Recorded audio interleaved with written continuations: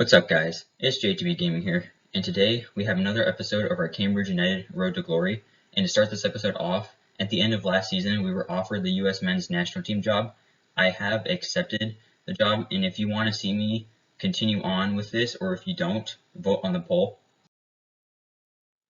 Looking at how the team will be lining up this season, I will be looking to line us up in a 5-3-2. It is a very defensive formation, as I feel that's the only thing we've really been struggling with, as we have very good attacking players.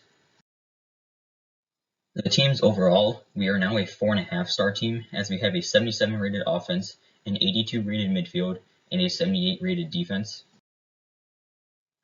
Looking at some of the players that I will be looking to get rid of this season, Arnos, Ferreras, and Forrester are all being transfer listed just because they don't have high enough potentials anymore.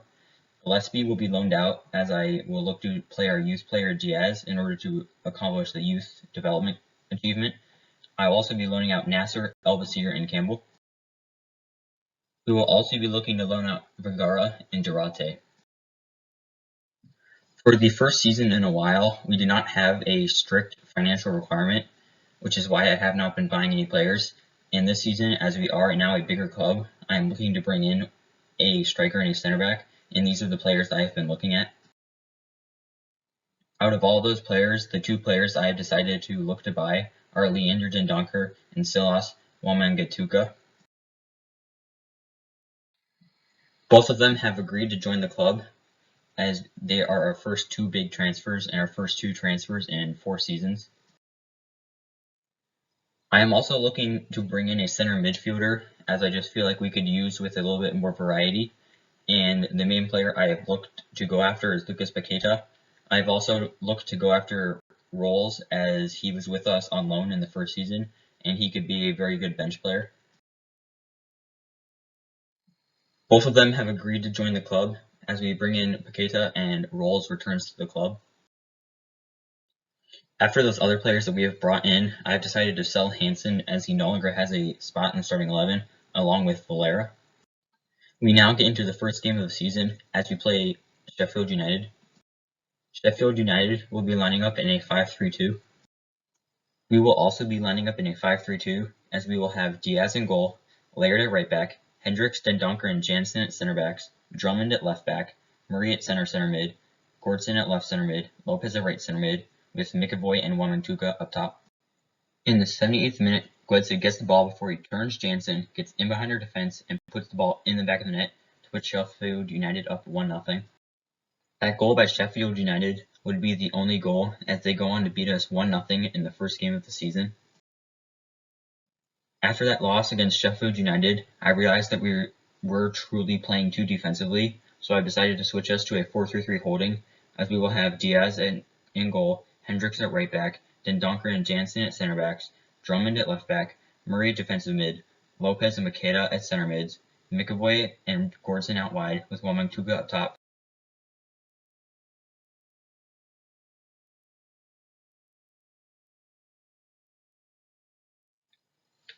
This team is going to be our backup team, and they will be playing a 4-2-3-1, as it is full of very promising youth players and also some not so promising players who will just be looking to get some game time.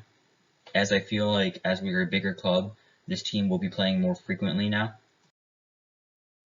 After the Europa League playoffs, we have been drawn in Group A, as the teams we will be facing are Marseille, FC Midtjylland, and Victoria Plzen. We should be able to win this group, and if we don't win, then we should definitely finish in second. We now get into our first Europa League game, as we face Victoria Plzen at Doosan Arena. Victoria Plzen will be lining up in a 4-2-3-1. We will be lining up in that 4-3-3 holding. In the 32nd minute, the ball is played into their striker, before he turns Jansen and puts the ball in the back of the net to give Victoria Plzen the early 1-0 lead. In the 40th minute, Paqueta is able to dribble the ball through their defense before he is 1-on-1 with the keeper and puts it in the back of the net, tying the game at 1-1. In the 73rd minute, Wamangituka finds himself in behind the defense before he uses his speed to make sure he stays away and puts the ball in the back of the net to put us up 2-1. At full time, we would go on to beat Victoria Plzen 2-1 as we get our first Europa League victory. We now travel to Anfield for a very important league game against Liverpool. Liverpool will be lining up in their 4-3-3 false 9.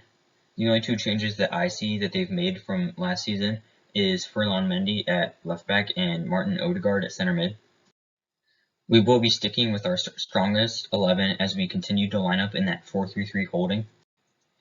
In the 8th minute, Drummond is dribbling into the box before Lopez shoots it. Alisson saves it, but it falls right to McAvoy's feet as he puts us up 1-0 early in the game. In the 15th minute, Lopez plays Paqueta, who shoots. Alisson blocks it, but it again falls right to McAvoy as he puts us up 2-0 with his second goal of the game. In the 21st minute, Lopez plays Wamangituka in behind before he cuts past his defender and curls the ball around Alisson to put us up 3-0. In the 68th minute, Paqueta again dribbles around the defense where he gets the ball in the box and he shoots, putting it past Alisson to put us up 4-0 against Liverpool. In the 83rd minute, a Liverpool player gets in behind our defense before he volleys the ball right upper 90 as Liverpool get a consolation goal, making the score 4-1. At full time, we would go on to beat Liverpool 4-1 in the league as we get a crucial 3 points and solidify our status as a big club. We now have the toughest game of the Europa League group stage as we face Marseille. We have not made any changes to the starting lineup as we face Marseille. Marseille will also be lining up in a 4-3-3 holding. The only player that I see as a potential threat is Ryan Brewster up top. In the 41st minute, we earned a penalty as Gordson steps up to take it. He shoots left as the keeper cannot save it as we go up 1-0. In the 52nd minute, McAvoy is dribbling in behind the defense where he cuts it back to Lopez, who shoots it first time into the back of the net to put us up 2-0. In the 83rd minute, Gordson dribbles in behind the defense before he shoots the ball near post to put us up 3-0. At full time, we would go on to beat Marseille as we were definitely the more dominant team as we are now first in the group. Looking at our youth scouts, I've decided to send our 3 scouts out for the rest of the season as I will have one going to the Ivory Coast to find some strong players, another one going to Cameroon to find some strong players, and another one going to Nigeria to find some attackers. We now travel to the Etihad Stadium to face last season's champions Manchester City. Man City will be lining up in their 4-3-3 holding. Ederson will be in goal. Reece James will be playing right back. Kabak and Torres will be center backs. Semedo will be left back. Sukek will be playing defensive mid. Keita and Rodri will be center mids. Silva on the right, Griezmann up top, and Sterling on the left. We will again be putting out our strongest 11 to face Manchester City. In the 17th minute, Drummond spots Lopez making the run before he muscles off Keita as he curls the ball into the back of the net to put us up 1-0 early in the game. That goal by Lopez would be the only goal of the game as we beat Manchester City 1-0. They definitely dominated the game more, but Diaz was having an amazing day in goal. We now travel to the Emirates Stadium to face league-leading Arsenal. Arsenal will be lining up in a 4-2-3-1. Their most dangerous player is definitely their striker Daka, as we will have to make sure he is not effective today. We again will be lining out our strongest 11 as we play our 4-3-3 holding. After Arsenal scored earlier in the game, we earned a penalty as Gordson steps up to take it.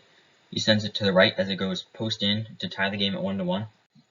Just a couple of minutes later, we counter after an Arsenal corner as Hendricks plays Gordson in behind before Gordson shoots and scores to put us up 2-1.